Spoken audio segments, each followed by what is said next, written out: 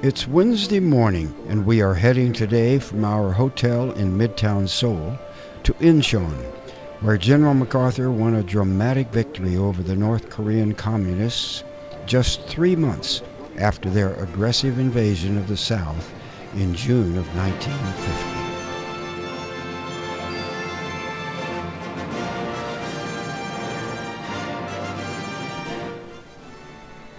Traffic is heavy, but moves along at a good pace through these large metropolitan areas of over 20 million people. And they have toll gates on a few roads here, too, to pay the cost of these fine new superhighways and bridges.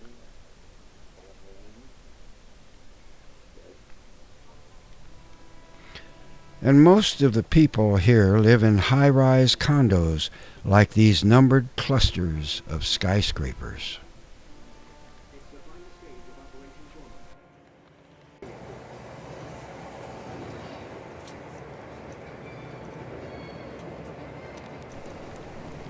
On the way, we'll hear from our two Marine veterans of this successful battle. And this guy sitting next to me over here, that's Dave Williams, and we were both at the Incheon Seoul landing. What you've seen in the movie is pretty much the way it was. You either did or you didn't. You're either fire or not fire. I mean, to put it bluntly. See, myself, I was in Blue Beach, if you remember those colors in the film, which is pretty much the way it was. You landed on the mud and tried to get to the dry land. My position is not exactly on what they call on the line. The guys with the rifles and everything, I was just a little bit behind them. I was in a motor company, and the motors, they shoot over our front lines into the oncoming enemy. So my problem was not getting direct fire other than the sniper fire, because they were the ones looking for us to stop us from shelling their troops. I don't know what else I can tell you, except if you've seen the movie, that's it. When there's fire against it, you're on the ground, or if there's no cover, you stay on the ground, and sometimes it's easier moving at night because they can't see you, and you just keep on going. You want to take it? I'll let Dave here explain more if there's more to go. Well, we were all a bunch of snotty-nosed kids. We did our training on Guam. The 3rd Battalion Marines did their training on Guam. We came back to the States. Sit down. Sit down. What? He said, sit down. Oh. We came back to the States, and we made a movie called Halls of Montezuma with Richard Whitmark. Then, I got my leave, so I got to go home for 30 days. I was there 6 days. Got a telegram. Leave canceled. Return immediately. So I ran down and bought a Greyhound bus ticket to come back to Camp Pendleton. Like a stupid, snotty-nosed kid, I did not read the rest of the telegram. It said, go to this nearest Air Force base and get a free hop to California. But I didn't read it, didn't do it. We were the first Marines to go into combat in Korea. And I hate to say this about those Army dudes there, but we saved them because we were trained. They were trained too, but the difference is they were from Japan and they were trained on Gishi girls. And we had regular training. Let's see. We went in to the Pusan perimeter, which is down south, Then MacArthur made that decision to make the Incheon landing. We were the only military that was trained as a unit for amphibious warfare. So they pulled us out, set us up, and we made the Womido Island landing. That was for that one reason. Then we had our fights all the way to Seoul. And we were the ones that raised the first, our battalion, our company, raised the first American flag over the Capitol. Then we got another ride around the whole thing of the peninsula of Korea and got to go to the Chosin Reservoir. But that's another story. If you don't mind me asking, so were y'all part of the 296, Hill 296? Yes, I was. Yeah, can I ask you where the computer? Yeah. I was on the hill they were talking about in this movie. That was actually was our battalion, 3rd Battalion, 5th Marines. And when we went into Seoul, actually it was a foot race between George Company and Howe Company, 3rd Battalion, 5th Marines, who would get to put the flag up, and we won. Another thing, the 1st Marine Regiment, which Gil here was a part of, had a chance to do that, but they got the lanyards mixed up. So we beat them all out, I think by about 3 minutes or something like that. Okay, that's all I have to say. Yes. He's wondering if you could tell a little bit about the mud flat situation whenever the tides were going up and down and the delays that caused and things like that. You don't want that. There again, the high tide and low tide, just like the movie says. Everything was planned, hopefully, that the high tides were there in order for the ship to get closer to shore. Because if not, your boat will just go down into the mud flaps. And that's all that's about it for me as far as knowing what's what, other than you just follow orders and wait till you just for your turn to get down into the mud or swim in or sink or whatever. One thing, you talk about those mud flats, there was a ship that got stranded between Incheon and Womido. And we had to defend that ship when the high tide came out so we could get out. Also, that ship was firing on our guys they didn't understand it or didn't know it, they were our guys. We finally had to, the higher ups let them know that those were Marines were firing at. Well, that's about all. Thank you. Individually, you're welcome to ask us anything that we can help you with as far as questions is concerned. We were there, we done this, we done that, and there's a lot of personal things that were done. I'm glad that we are here to kind of maybe explain a little bit about what was going on. My personal feeling, this is one of the wars that was definitely a plus on my side to see what they done with the freedom that we gave them and to rebuild South Korea. I have a question. Did you not have personnel carriers in the way of vehicles, or did you always move on foot? No, we had no, there was no personal cab ride. They'll call the phone on the phone for you. No, you're mainly on foot unless you're going a distance. Then the motor transport would help with your equipment and maybe take the troops on or just walk behind.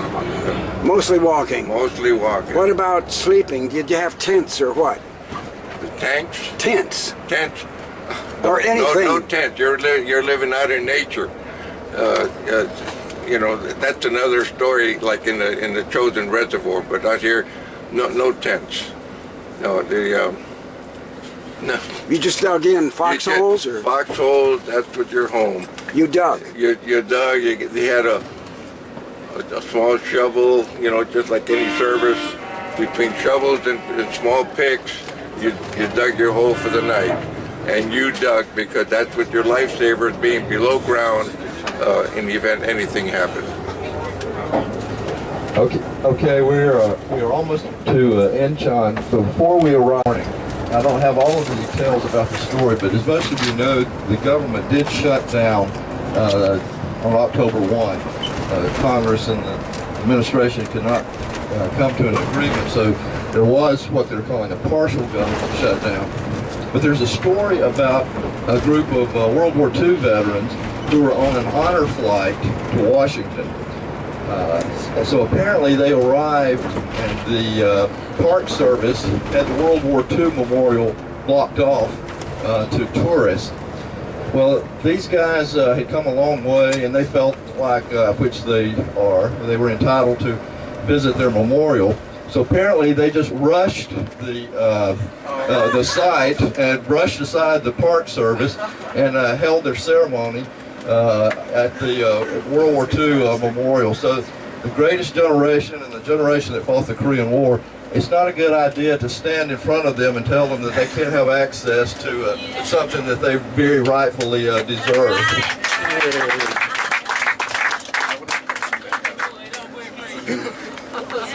How did you get your food? Okay, all our supplies, whether it's food, ammunition, mail, was dropped by airplanes, which I nicknamed flying boxcars. I think there's a C-34s or something like that. I'm not quite sure on the actual name of the or type of airplane. Yeah, but how would they know where each of you, did they drop it in the middle of your platoon or your company or something? No, they just dropped it and you went after it. They would drop as close as they could to the location where they're supposed to be dropped. Yeah. Yeah, because when you drop something off the air, you know, it can go drop anywhere, but it would be in proximity of the troops. Oh yeah. Yeah. So your food was mostly K rations or in tin cans or? Everything in tin cans. That was, you know, you eat them cold because there's no way at that location of the reservoir, the temperatures were 30, 40 degrees below zero, you know, so it was just cold. So a lot. I'll tell you a little story later. I think we're going to talk about the reservoir. Yeah. The food supplied everything, ammunition,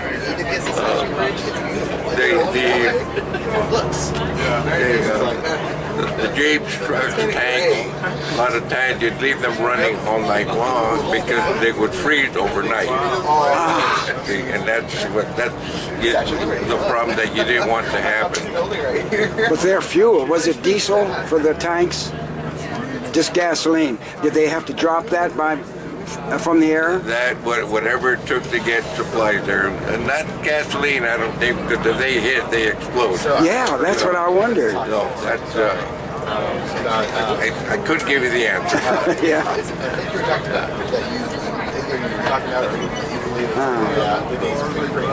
So it was no vegetables, no fruit. It was all probably meat and potatoes. And anything in a can that would survive time. Spam. Spaghetti and meatballs, sausages. You know, it's something that would not perish. I joined the Marine Corps Reserve in August of 1948 on a 2-year enlistment. My 2-year reserve enlistment was up August 10, 1950. I was called to active duty by the Marine Corps August 1, 1950. Then 10 days before my enlistment was up. So I was one of the few that actually did not go to boot camp. You see, because of my reserve enlistment time, they call me to active duty, and my boot camp days was actual active combat.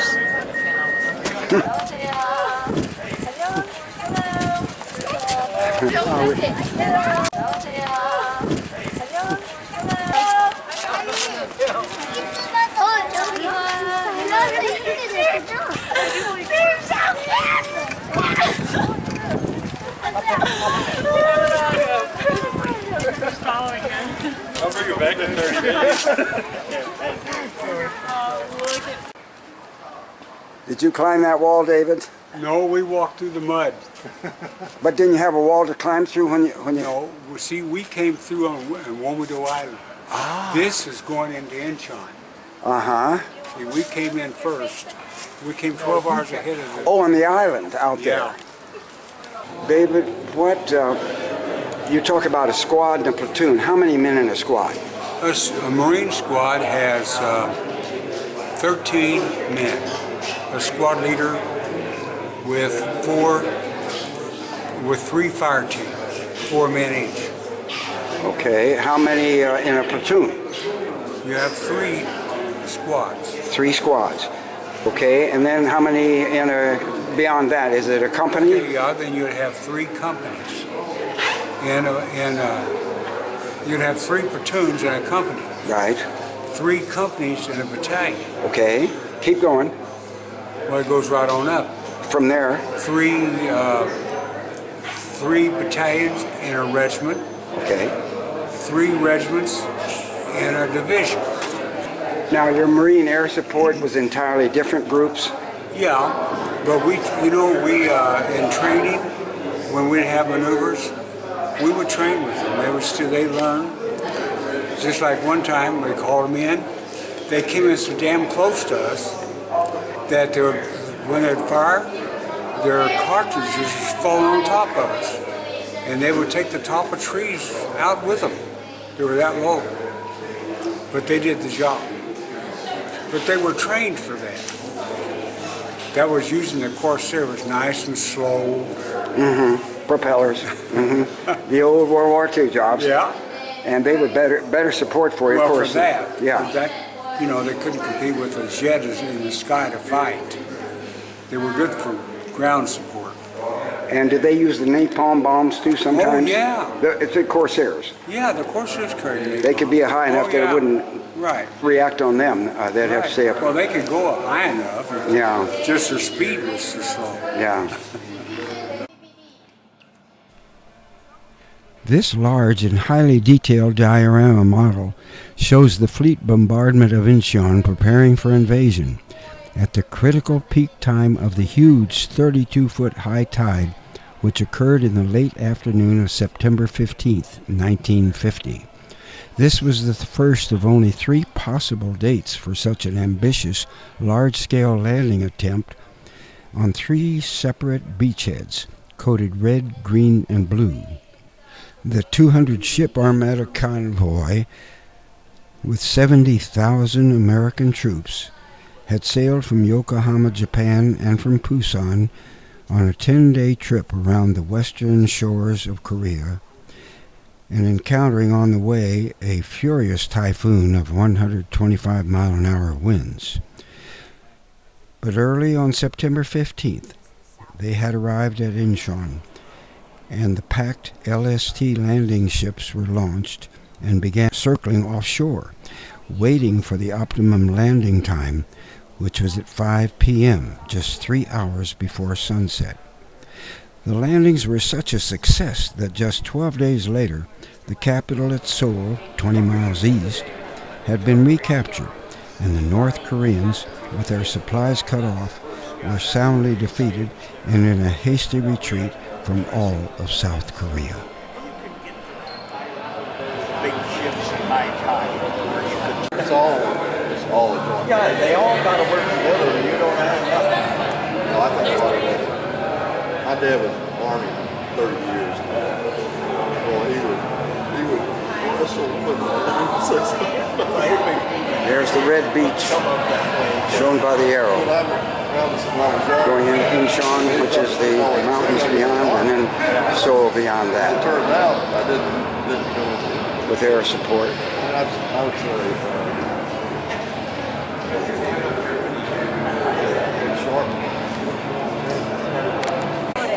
See, the ladies her age helped us in our tents, and I bet a nickel it was somebody, her grandmother probably. 선생님 나이대의 여자분이 그 텐트에 가서 자는 걸 많이 도와주셨어요. 아마 선생님의 할머니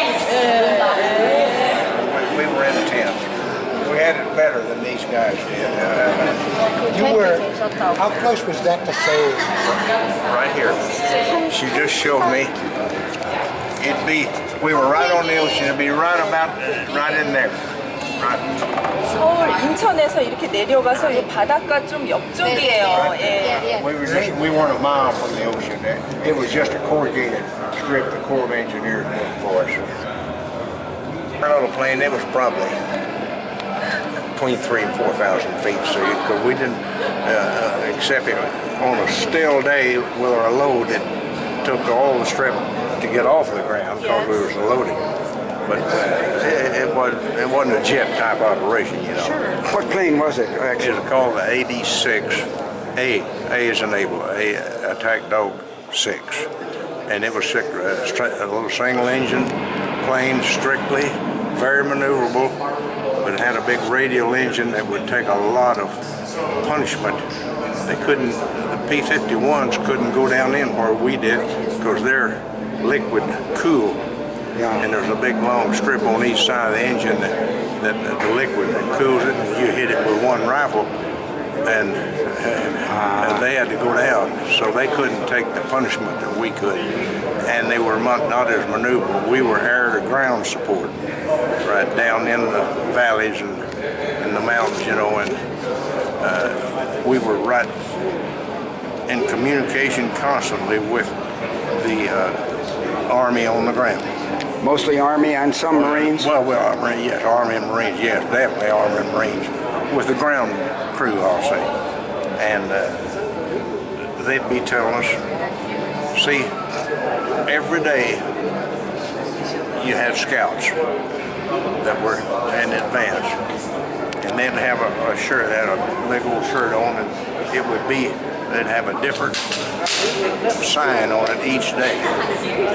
So you would know, I'm down there from the air, I could tell that you were the friends. And the enemy didn't know what that was. Oh, different colored shirts. They had to change it every day because if they shot you, then they could put it on and then you. And they're sitting ducks. That's right. But they weren't wearing necessarily uniforms in our troops. They were wearing these. Well, no, they had uniforms on, but this was just the scout. Oh, the guy up in front.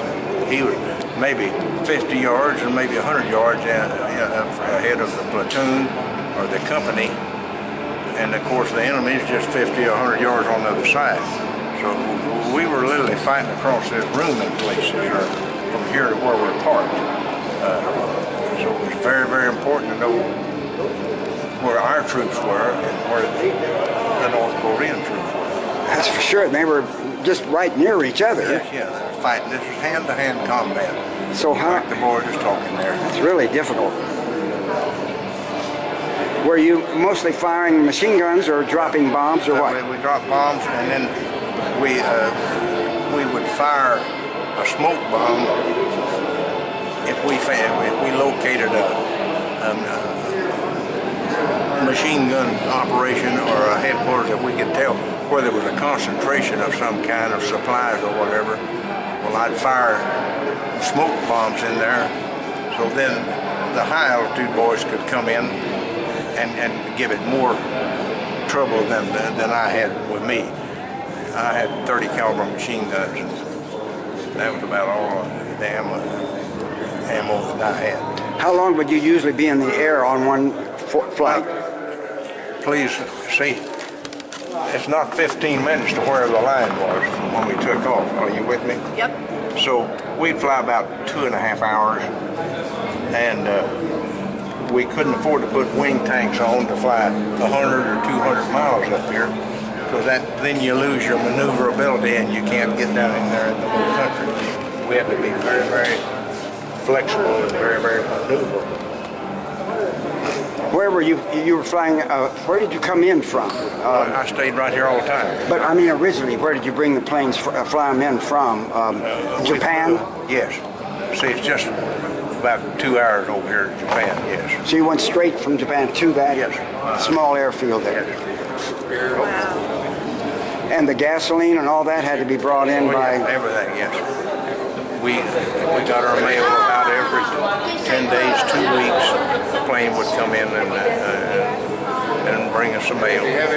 And where did you live during this time? In tents right there. Tents. That's this lady here.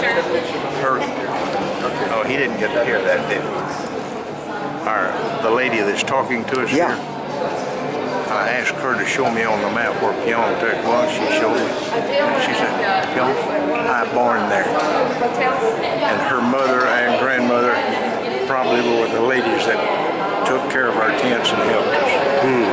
So she said, my family lived there in that little area.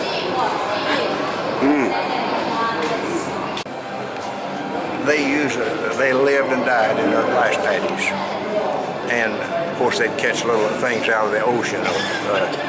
And we couldn't eat anything because they used all of their fertilizer was personal, it came from them. So we were not allowed to eat anything. Really? And didn't want to eat anything. No. I mean, and water, the same thing. You didn't want to drink. We had to bring everything in. Yes. They lived very, very. You want me to tell him that? Yes. It was in November of '51, and we couldn't fly on bad days. If the weather was real bad, we couldn't take off. You didn't have navigation equipment or anything like that. And one day, it had been snowing and sleeting for a couple of days there, and we just decided that by George we'd go duck hunting, because the ducks were just around those rice paddies by the zillions. We put on all of our winter insulated gear, got in a Jeep, 4 of us, and drove around the rice paddies, went right by the little town of Pyeongtaek, and her family, the ladies, they all wore a shawl, just kind of like an old sheet or canvas or something, and it just hung over them all the way to the ground. You couldn't tell how big they were or anything, and that's all they had.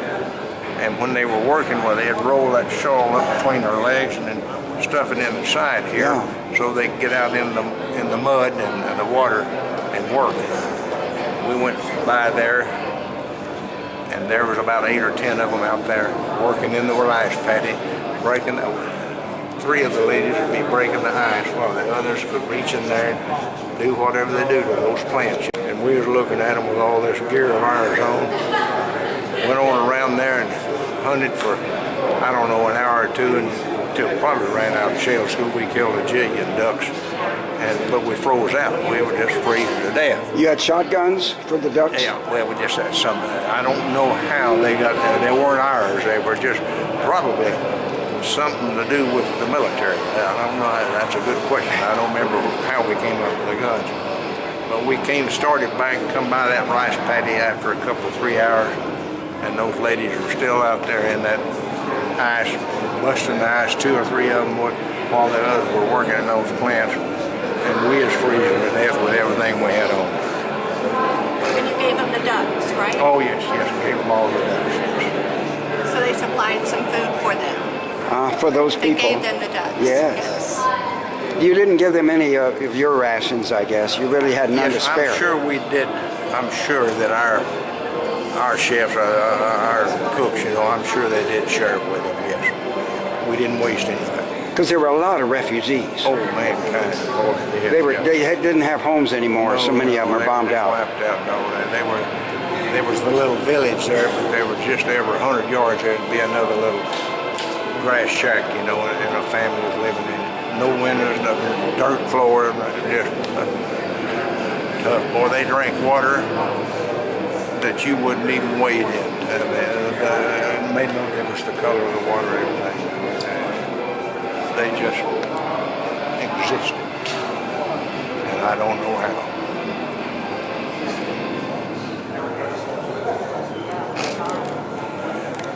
I think that building is where we threw the American flag out of here. Then we went over here and put it on the flagpole. Yeah. But you can see the building is burned out. And these two guys, George Company and Hal Company, ran a foot race up those steps to see who could get first to throw the flag out. Yeah. Kind of like an Iwo Jima, kind of like. Yeah. They were raced to the top of the hill. Yeah. That was something else, and that was really a morale booster for Right, those guys, for those right. Marines when they saw that flag go up at Iwo. Yeah, that really helped. Yeah. But you know something? I think that I look at all what would we have done, or how would we have come out if we had not been in the Marine Corps and did what we did. Well, I know myself, I'd have been an alcoholic. I wouldn't have learned how to do any kind of work. But not just me, I'm talking about all of the other guys around me. But we all got ourselves an education, and we all did very well with our family and our finances. You got the GI Bill, went back to college, did you? Yeah, Yep. I used it. But you got to look at somebody like we had one guy, they called him Groundhog. And he had the largest the electrical company in the United States. And that's where this jacket came from. He'd always bring jackets, shirts to the reunions every year. And what company? Hal Company, 3rd Battalion, 5th Marines. Oh, I see. Yeah. And what did you follow up with then? What kind of occupation? When I first got out, I worked in construction as a cement mason. Then I became a real estate broker. Then, because I'm so cheap, I got my general contractor's license because I couldn't have it. Anytime you had anything done to a building or something, you had to have a general contractor to fill this out for the city. So I went ahead and got my general contractor's license. So I did them all. And where was that? San Diego, California. You've been there ever? Pretty I got ever out of since. the Marine Corps and I would not go back home because it's too cold. Where? Back in Kentucky. It's too cold, so I stayed right there. Been there ever since? Yep. San Diego's perfect weather, isn't it, all year? I live just outside of San Diego, a place called El Cajon. Oh, yeah. The box. Yeah, El Cajon.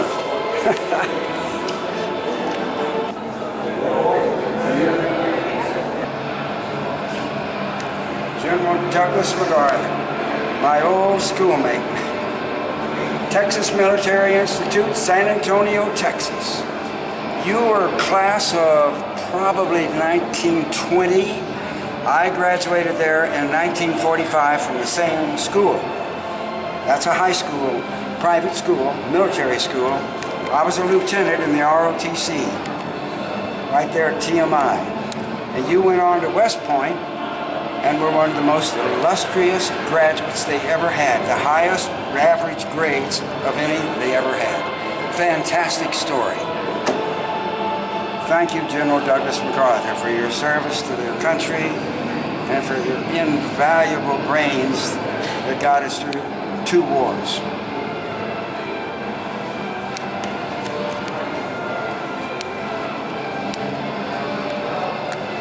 On this diorama, they've got the airplanes here showing our planes attacking during the Incheon invasion. Those little model airplanes were the types that we made as students in junior high school in the shop class. That was back in San Antonio, Texas. And they were 1 to 20, I think was the scale, built to exact scale out of balsa wood. We sanded them, we had templates to form them from blocks of wood.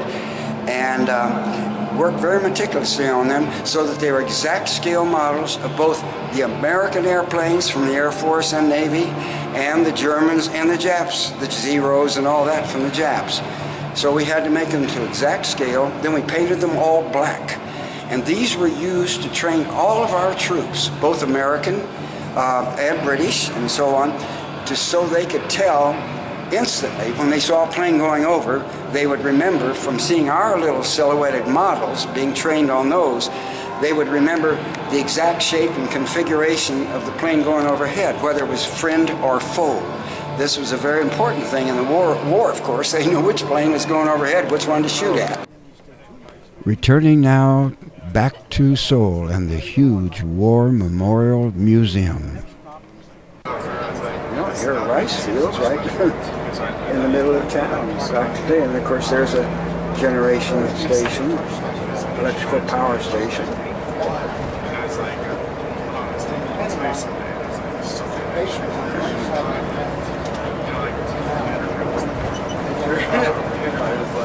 Driving range up there.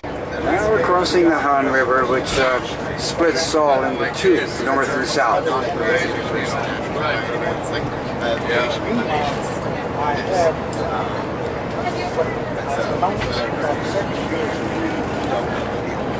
It's before him. It's like that.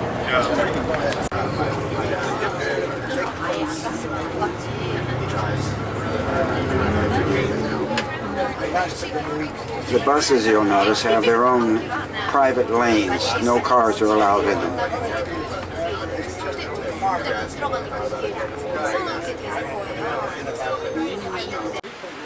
I wonder what they just had. I would please you, I think but I remember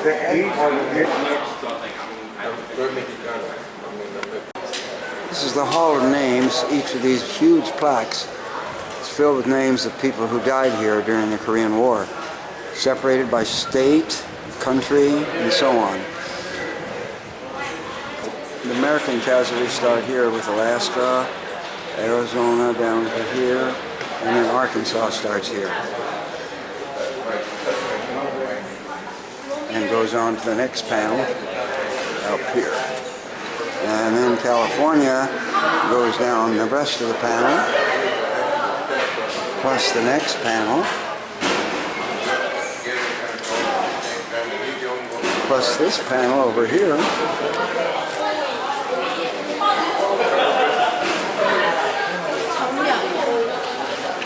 Plus this panel over here.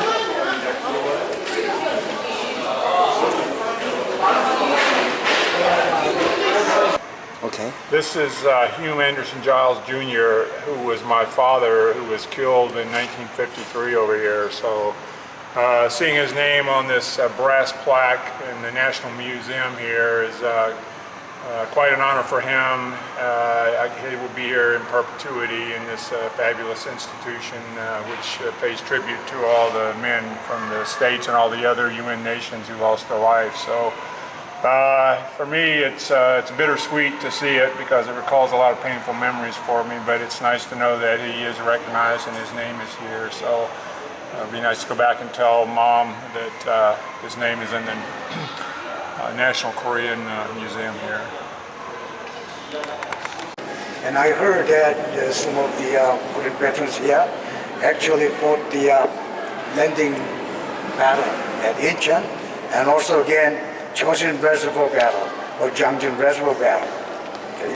Inside, much part of it was proportion to that two big operations. Okay. So when the war broke out, President Truman immediately asked the UN to convene Security Council meeting and decide to send troops. And the United States decided to fight as a member of the UN. Was there no warning at all? No warning at all. Nobody had any intelligence? No. Of course, all year round we knew invasion was imminent. But somehow American officers, 500 of them, told us, relax, there won't be war. So still there were people coming from North Korea, refugees, through them. They knew of the buildup, of the troop buildup. Yep. Before. And we knew they had a whole bunch of tanks, but we told the American officers, North Koreans got huge number of tanks. Americans said, oh, Korea is 70% mountain. Why do you worry so much about tanks? Relax, there won't be war. 1 week before Korean War broke out, North Koreans stopped harassing us and deceived us. Mr. Dulles, later he was the state secretary, visited here. And 1 day before Korean War broke out, Mr. Dulles made a report to President Truman saying that Korea was quiet, there won't be war. The very next day, 4 o'clock Sunday morning, war broke out. Sand, rock, more and more air assets were deployed. Now, in 5 days, first American unit arrived in Busan from Japan. Korean leaders were very happy to see them in Busan. Tall, good-looking young Americans arrived, but no one knew they were fat. For 5 years after World War II was over, Americans thought Americans never trained the troops for ground because next war would be the nuclear war. So Air Force was strong, but Army was downsized, Navy downsized. They thought Marines were obsolete. So on the verge of deactivation, then Korean War broke out. So Washington sent the troops, which was not ready to fight. But they were the delaying force, not the fighting force. So first, American soldiers who arrived here didn't know what's waiting ahead of them. President said it's a political action. That's not a war. So they were supposed to delay North Koreans. First unit, Smith Task Force, 1 battalion, they fought 6 hours and miserably defeated and found out they couldn't defeat Soviet tanks. The 1 artillery battery destroyed just 4 tanks. After that, they were scared, ran away, left. There were only 3 American divisions, 20,000. Koreans were reduced to 50,000. With those 70,000, we had to fight off 150,000 North Koreans. Now, he was commander-in-chief, and he wanted landing here in Incheon. Washington opposed it. You know that, because the huge tidal range here. Every day, it's diurnal. Around 6 o'clock, the sea level rises up to 10 yards, average. And an hour later, it drops. 12 hours later, 6 p.m., it rises up again. 1 hour later, it drops. So basically 2 hours available. And once a month, it rises to 48 feet. Huge, 48 feet. 3 times higher than this ceiling. Only during the highest tide, landing was possible. So Washington didn't like it because people call it navigator's nightmare. In between the high tide, current moved very fast, like trout catching fish river in Montana, very fast. So it was nearly impossible, but General MacArthur made it. You know the story. It took 3 days to have the Marines landed here, because every day 2 hours available. 2 more days for the infantry, 7th Division, Korean infantry landed here. And then they marched to Seoul, fighting every mile. And 2 weeks later, we recovered Seoul. Then cut off North Korean supply line. General MacArthur turned the tide of the war. North Koreans were threatened. What happened for 10 days? They were gone. Okay. Originally, they committed 150,000. Only 30,000 took to the mountains, escaped. 20,000 went into this mountain range. All the others gone. They lost all the heavy gears, only carrying the rifles. So, North Korean troops, forces as a fighting force is gone. Now, General MacArthur thought war was over. President Truman thought war was over. We could recover the territory south of the 38th parallel, but General MacArthur wanted to finish the war. So he wanted to go north. He was 70 years old. President Truman couldn't stop him because he became a national hero. But he was still very worried because if we march north, Chinese will commit troops, then it will expand to Third World War. No one liked that idea. American people just enjoyed peace for 5 years after World War II was over. Nobody wanted Third World War. Truman was right. Political agenda. But General MacArthur, as a soldier, he wanted to finish the war. But what worried President Truman most was the possibility of Chinese commitment. But somehow, General MacArthur thought they won't send troops as long as we won't cross the Manchurian border. So we marched north thinking war was virtually over. It was old man. General MacArthur, yeah, he was 70 at that time. General MacArthur made another big mistake. He turned the landing troops all the way to the opposite side. It took 1 month. Now they should have marched together, then there won't be tragedy. But he turned away. So when we marched, the 8th Army had big trouble. Logistics support. He couldn't use Incheon port because of the departing Marines. So General Walker was worried, but he was ordered to march. And Chinese are waiting. And General MacArthur said, Chinese won't come, don't worry about it. This is Seoul City, where we are now. North Korean capital, Pyongyang, Manchurian border, 600,000 Chinese waiting. And then there was a Changchun River. When we crossed the 38th parallel, UN forces, UN states began sending ground troops. So 5,000 Turks arrived. General MacArthur flatly denied the information. He said, if there are Chinese, the number would be 30,000, not 300,000. Go ahead. So we marched. And Chinese and Americans clashed. End of October for 2 weeks. And Chinese disappeared. So General MacArthur thought we defeated them. Chinese went back. The Chinese were right there. About 5 miles away in a high mountain, camouflaging, watching everything. 2 weeks later, they made a lesson. Don't fight the Americans during the daytime. Okay, I'll tell you the rest of the story inside. Americans are very strong during the daytime. They got fancy weapons like aircraft, tanks, artillery, and the best of it, Americans had good food, sea rations. I'm not joking. Chinese didn't have food. They carried the haversack, ground barley, something like that. With this sack, they could last 7 days. It's simple. A bowl of water, that's it. It's a combat breakfast, combat lunch. Compared to that, Americans are sea rations and even A rations. Fancy spam. You don't like it. Yeah. But spam's pretty good. Wonderful bite. And coffee, candy, even some cigarettes, everything is fancy. Chinese were tough. They were peasant soldiers. Again, because of the Air Force, Chinese didn't move, couldn't move. So they waited until darkness fell. Around 8 o'clock, it gets dark. Then they began moving, but they avoided valleys, flat areas where Americans might be. Directly to the rugged mountain. All night long, until 4 o'clock, they marched, covering 20 miles. Then stopped. The foxhole camouflage them.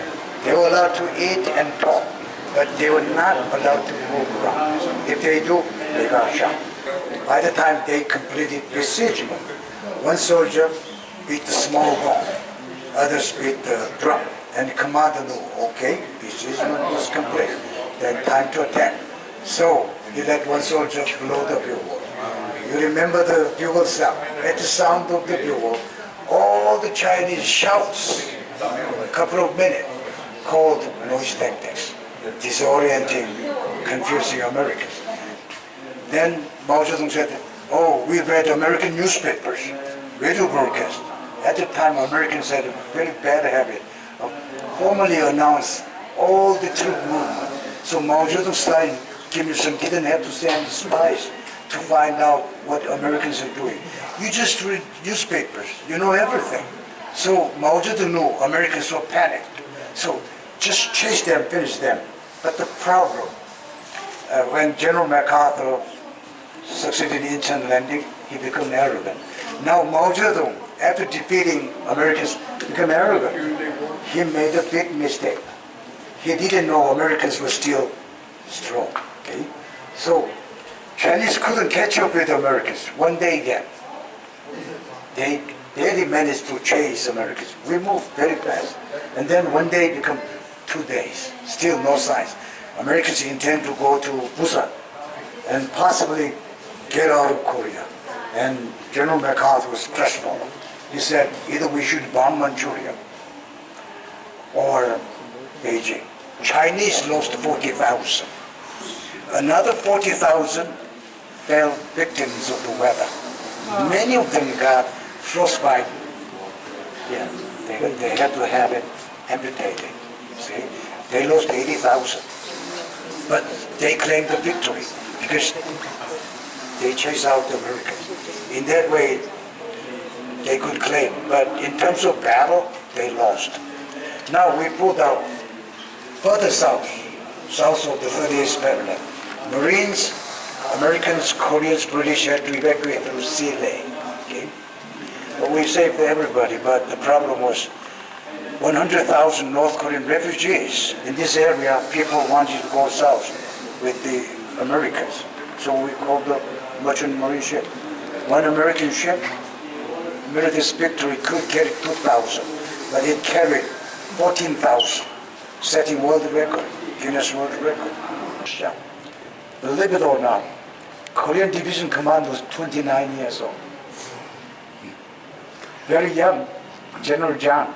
Later he defected to the United States, got PhD, taught political science in American universities.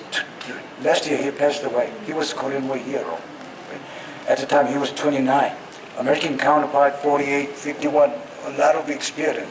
This young general stood with help from both sides. The Chinese still had hope to push us down. It took them 2 years to realize they couldn't push us. And poor American soldiers, UN soldiers, had to fight 2 more years until Chinese gave up. Americans, as I told you, happily left Korea, saying, I'll never look back on Korea. I hate Korean winter. I hate Korean mountain. Of course, 30 years later, they found out, oh, we did tremendous job here for Koreans.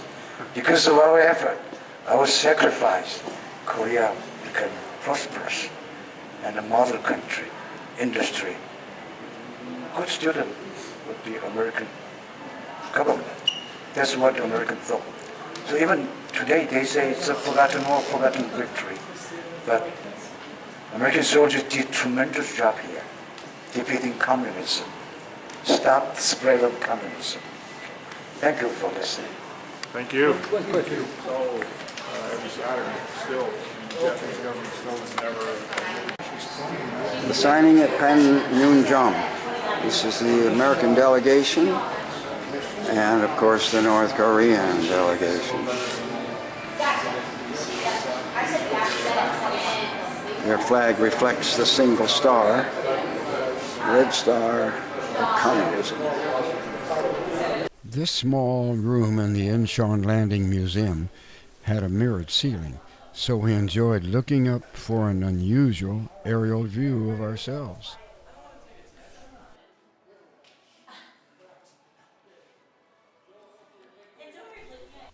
There were full-size recreations of sailing ships of the past. But now the South Koreans are the world's leading builders of huge modern container merchant ships. A huge ornamental ceremonial drum.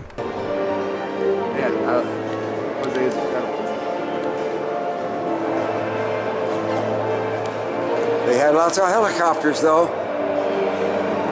I put 100 missions in it. T6? AT6. AT6, right.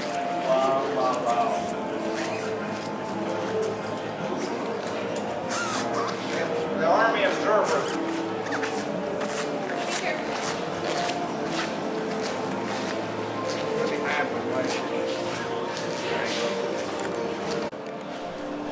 An old Soviet MiG fighter on display. T-34 tank. These are the United Nations flags that were involved in the war. After returning to the hotel, Korean-born C of O student Dae Song Hong and I, Navy veteran Richard Keller, take the fast, clean, modern subway.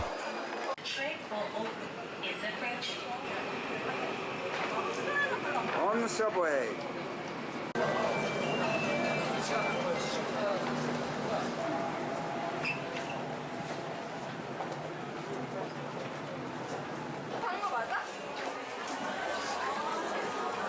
To the Samsung store to see a demonstration of the brand new Galaxy Gear wristwatch from that high-tech Korean giant electronics company.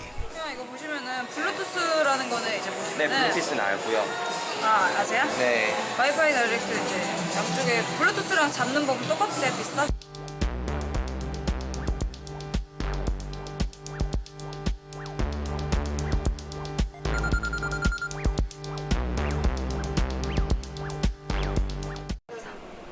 Finally, we return to the Centermark Hotel on the subway to finish a very full and interesting day, absorbing the history of the Korean conflict.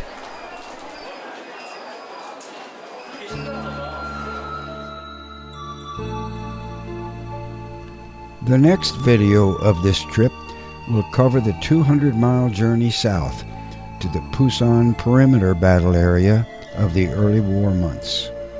That is now a thriving international shipping port, renamed Busan. And on the way, we will hear details of Navy and Air Force veteran experiences and of the United Nations involvement in the war.